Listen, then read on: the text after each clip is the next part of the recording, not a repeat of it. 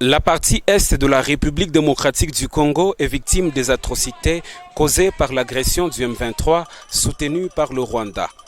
Pour dire non à cette situation, tous les partis et forces politiques de l'Union sacrée en province se sont joints au gouvernement provincial, avec à sa tête le vice-gouverneur du Haut-Katanga, Jean-Claude Kamfoué Kimimba, dans une marche qui est partie de la grande place Moïse Tshombe, passant par la chaussée Laurent-Désiré Kabila, l'avenue Kassavubu, Square Forest, pour chuter par l'esplanade du bâtiment du 30 juin. Pour Jean-Claude Kamfoué Kimimba, cette activité prouve que toute la population haut-katangaise est derrière le chef de l'État Félix-Antoine Tshisekedi Tshilombo et les FRDC.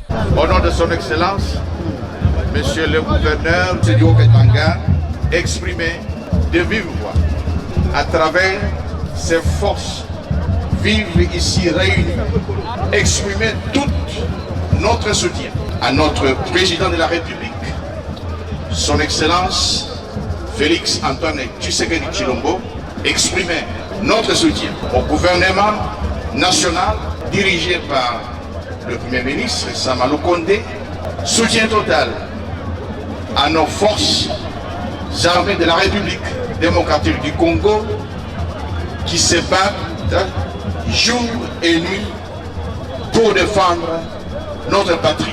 Derrière le gouverneur Jacques Kabula Katoué, tous les Hauts-Katangais restent mobilisés pour soutenir le président de la République, Félix-Antoine Tshisekedi Tshilombo et les FRDC pour la défense de l'intégrité du territoire national. Une collecte de fonds en faveur des FRDC a été effectuée sur place et chacun a mis la main à la poche. Ils sont au total 472 candidats qui vont passer au test de recrutement des sous-officiers dans l'armée de la République démocratique du Congo. Le lancement des épreuves pour intégrer l'armée congolaise a eu lieu ce samedi 25 juin 2022 dans les installations du complexe scolaire Kiwele. C'est le vice-gouverneur de province, Jean-Claude Kamfoué Kimimba, qui a, au nom du gouverneur Jacques Kabula Katoué, présidé cette cérémonie. Bien avant, le commandant de la 22e région militaire, le général Guy Anga Smith, a précisé que le but de ce recrutement consiste à rendre l'armée congolaise efficace, crédible, y compris son rajeunissement. Nous vous encourageons énormément pour ces choix opérés aux fins de servir notre pays sous le drapeau. Au nom du gouverneur de province, le vice-gouverneur Jean-Claude Kamfoué Kimimba a félicité le chef de l'État, Félix-Antoine Tshisekedi, pour avoir initié ce concours afin d'avoir une armée à même de défendre l'intégrité du territoire national. Il a en outre encouragé les candidats pour cet esprit patriotique qui les anime. Vous avez sûrement vu à quel point monte la ferveur, cette pluie d'amour des Congolais pour les forces armées de la République démocratique du Congo. Ils le disent haut et fort, ils soutiennent l'armée, aiment leurs militaires. Soyez déjà donc fiers de compter sur vos frères et sœurs qui vous aiment. C'est ici pour moi les lieux de rendre mes vivants hommages au commandant suprême des forces armées de la République démocratique du Congo, son Excellence Félix-Antoine Tshisekedi Tshilombo, président de la République, chef de l'État, pour sa détermination à restaurer la paix et la dignité de notre peuple, ainsi que la fierté de nos forces armées. Il ne me reste plus qu'à vous réitérer, au nom de son Excellence, Monsieur le gouverneur de la province du Haut-Katanga, Jacques Kabula Katoué, mes vœux les plus ardents de succès aux épreuves ainsi qu'au sein de la carrière qui vous attend. Le moment fort était celui de la présentation des questionnaires aux candidats. Notons que sur 472, 150 seront maintenus pour la formation dans l'école militaire des sous-officiers et ce recrutement va s'étendre sur toute l'étendue de la République démocratique du Congo. Les cercueils gagnent le mausolée. Le Premier ministre Jean-Michel Sama Lukonde, représentant du chef de l'État, le gouverneur de province Jacques Kabula Katoué, le président de l'Assemblée provinciale Michel Katebe, les députés nationaux comme provinciaux, quelques membres des gouvernements national et provincial, les autorités coutumières vont tour à tour se recueillir devant le cercueil. Ce symbole de l'unité nationale va désormais reposer sous la terre de ses ancêtres. Les idées de Lumumba doivent être pérennisées par tous les Congolais, a dit le gouverneur de province dans son mot de bienvenue. Pour finir, le Haut-Katanga aurait aimé abriter à jamais ici notre héros. le symbole de notre unité nationale. Lumumba est un état d'esprit. Lumumba est une idéologie.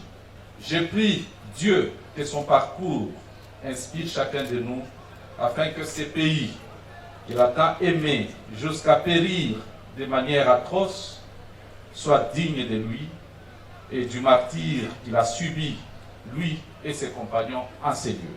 Je vous souhaite à vous tous la bienvenue ici à Chilantembo. Chilantembo, dernier lieu vu par Lumumba de son vivant, est dorénavant un endroit de pèlerinage pour tout Africain qui se reconnaît dans la lutte du père de l'indépendance et héros national congolais, a renchéri le Premier ministre Jean-Michel Sama Lukonde après avoir loué les qualités du Premier ministre congolais. C'est une symbolique historique forte qui marque chacun de nous et qui sera à jamais liée au sol de Chilantembo, voué à demeurer un lieu de pèlerinage pour les générations présentes et futures en Afrique comme dans le monde. Pour la famille Lumumba, cette veillée mortuaire n'aura de sens que si tout le monde continue à vivre l'unité nationale comme l'a souhaité Patrice Emery Lumumba de son vivant. Un culte œcuménique a été organisé, le cierge et la croix ont été posés à côté et sur les cercueils. Cela traduit la victoire de la vie sur la mort. Après le culte, les gerbes de fleurs ont été déposées tour à tour par le Premier ministre, accompagné du gouverneur de province, au mausolée d'Okito, Polo et celui du héros national Patrice Emery Lumumba. Ils seront suivis par toutes les personnalités présentes à cette cérémonie.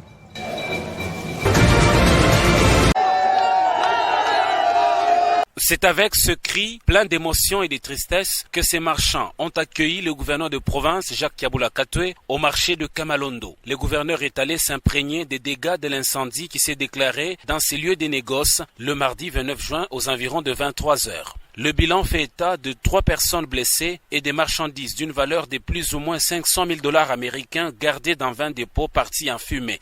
Sur place, Jacques Kiabula Katwe a suivi quelques explications du bourgmestre de la commune de Kamalondo sur l'origine de cet incendie qui n'est pas clairement identifié. Après la visite, Jacques Kiabula Katwe a réconforté les victimes avec une promesse d'indemnisation de tous les marchands. Et puis Kapiri tutasumburia tone koma kumisaidia parce que bamingi banapotesha mapesa yabo makapito. Tutamisaidia kwa kiloko ile tutakuwa nayo pour que mreprendre parce que inakuwa njo maisha yenu, njo fashi mnaweka makuta ya kulipia batoto masomo.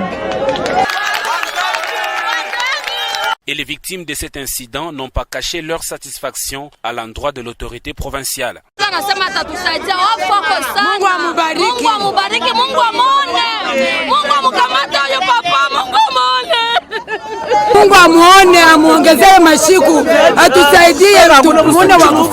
la suite, le gouverneur Jacques Kiabula Katwe s'est rendu dans le centre de santé où était interné l'un des blessés de l'incendie. Jacques Kiabula Katwe a décidé du transfert des blessés dans un grand hôpital pour une bonne prise en charge. Ce marché sera reconstruit et modernisé par le gouvernement provincial sur décision du gouverneur. Des sacs vides remis à une trentaine de fermiers. Cela s'est passé ce mercredi 29 juin 2022 sur le parking de l'enceinte du gouvernorat de province. Le ministre provincial de l'Agriculture, Ars Joseph Kayumba, les a remis à un échantillon des bénéficiaires de la subvention en intrants agricoles et ils serviront à contenir la part de maïs à rembourser au gouvernement provincial pour la saison culturelle 2021-2022. Le remboursement devra s'effectuer sur la récolte en cours. Gouverneur de province, honorable Jacques Kiabula Katwe, arimipachiaka maentrant shinjo vila muridima hapa sasa shini récolte. Alors njo ananituma tena pour que tumipatie masak ya mwe kuturudishia minji yetu.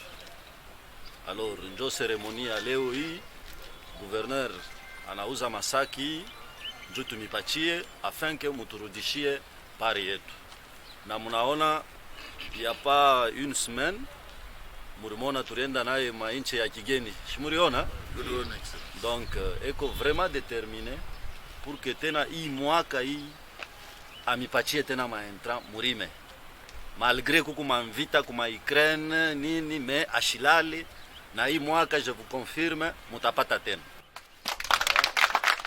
Très enthousiasmés, les fermiers n'ont pas caché leur reconnaissance au gouverneur Jacques Kabula Katwe pour cette initiative de subvention et qui n'a fait que profiter à tout le monde.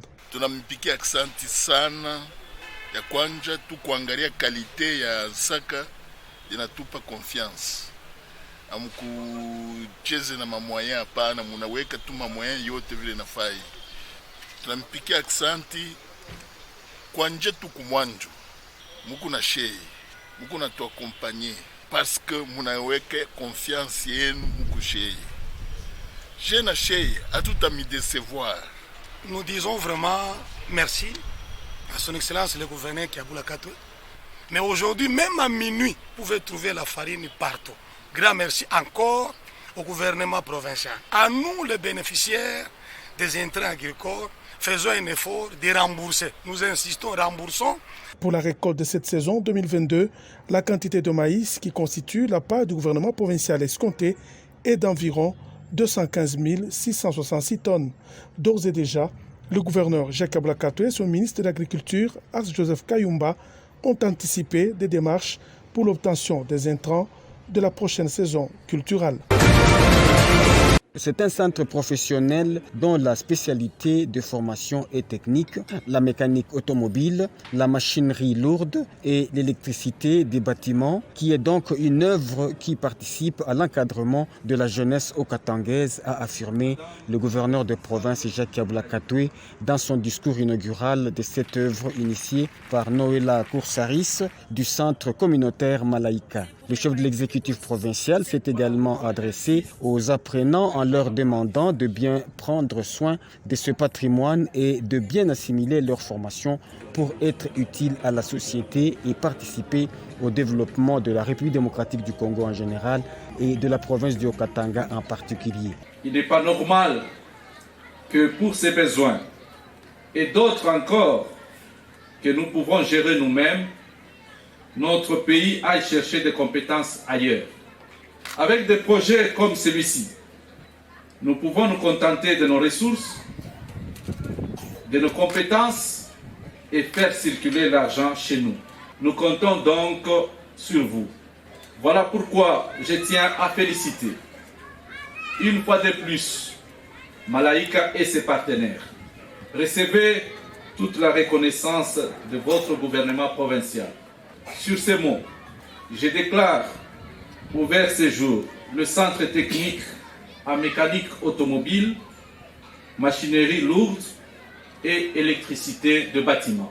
Le gouverneur Jacques Kabula Katwe va par la suite procéder à la visite de ce centre communautaire après le dévoilement de la plaque commémorative marquant le go du centre technique et professionnel Malaïka de Kalibuka. Cette cérémonie inaugurale a également connu plusieurs discours de partenaires de ce centre. Des danses et des poèmes des élèves du centre Malaïka ont aussi marqué la cérémonie. Cette 56e foire internationale d'Ndola est axée sur la promotion de la valeur ajoutée d'une croissance durable. À son arrivée au stand de la RDC, le numéro 2 de la province et chef de la délégation congolaise a été accueilli par la ministre provinciale de l'économie, Céline Kanyeba, et quelques membres du comité organisateur.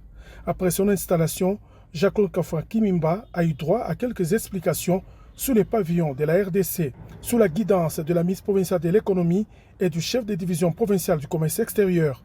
Tour à tour, Jean-Claude Canfoy a visité les stands de l'OGFREM, l'OCC, la DGDA, la GECAMINE, les petites et moyennes entreprises du Haut-Katanga et d'autres corporations venues en Ndola pour la circonstance.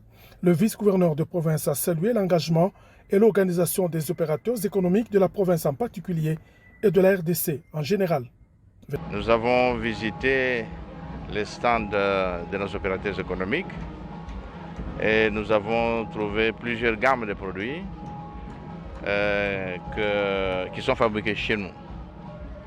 Et je pense qu'il faudra que nous puissions faire plus, surtout en ce qui concerne le marketing, d'abord chez nous et aussi à l'extérieur. Je suis quand même content et satisfait par le fait que La République démocratique du Congo est aussi présente ici à travers les opérateurs économiques. Et nous faisons aussi connaître les produits qui sont chez nous, surtout dans la province du Haut-Katanga. Il n'y a pas seulement le minerai, il y a aussi d'autres produits que nous fabriquons. Les opérateurs économiques ont besoin aussi de l'appui de nous, l'État, pour qu'ils puissent améliorer la façon de produire leur gamme. L'un des membres des petites et moyennes entreprises du Haut-Katanga à la Foire internationale d'Ndola remercie pour sa part le gouvernement provincial que dirige Jacques Kabula Katoué pour son accompagnement et son soutien. Parce qu'il y a le gouvernement qui nous accompagne. Donc l'appui institutionnel de notre gouvernement nous a encore valorisé, nous a donné de la place dans la société. Et le Haut-Katanga, c'est une province modèle pour le pays. Merci. Il faudra souligner l'agrémentation du pavillon congolais par la fanfare de la GECAMINE. C'est au centre de formation professionnelle Charité Chris Roy du quartier Louowoshi de la commune de Roachi que le ministre provincial de la Santé, Joseph Nsambi-Boulanda, a remis le brevet aux filles mères adolescentes et vulnérables. Ces documents sanctionnent la clôture de la formation de 9 mois en coupe-couture et esthétique des 4 centres de formation organisés par le projet Initiative Kitumaini appuyé par l'UNFPA. Pour le directeur pays de l'INFPA, Eugène Kognini, c'est une réussite du projet ayant permis la formation de 145 filles mères adolescentes et vulnérables qui ont aussi appris la gestion de la santé sexuelle. Une des lauréates ayant distingué a, au nom de ses collègues, remercié le projet Initiative Kitumaini pour cette formation professionnelle. Comme d'autres de mes collègues, je suis tombée enceinte en 3e secondaire. Je ne pouvais plus continuer suite des moyens et mes parents étaient fâchés contre moi. Lorsque j'ai appris que Kitumaini offrait la chance aux filles mères, je me suis inscrite ici au centre Charité Christ Roy. J'ai suivi la formation en coupe-couture. Au nom du gouverneur de province Jacques Kabula Katoué, le ministre provincial de la Santé Joseph Nsambi-Boulanda a remercié les différents donateurs pour la réussite du projet, promettant la pérennisation par le gouvernement Kabula Katoué de cette action qui vise l'encadrement de la jeunesse de toutes les catégories. Au nom de son Excellence Jacques Kabula Katoué, gouverneur de la province du Haut-Katanga que je représente ici, je tiens à saluer l'initiative Kitumaini et saluer aussi l'engagement des lauréates pour avoir accompli cette formation de 9 mois. Et aujourd'hui, c'est que nous voyons le fruit de l'engagement de plusieurs personnes. Nous saluons les donateurs, les différents donateurs qui ont permis à ce que ces projets aboutissent. Enfin, le numéro 1 de la santé, Joseph Nsambi-Boulanda, le représentant de l'UNFPA et le chef des divisions des affaires sociales ont procédé à la remise des brevets aux lauréates.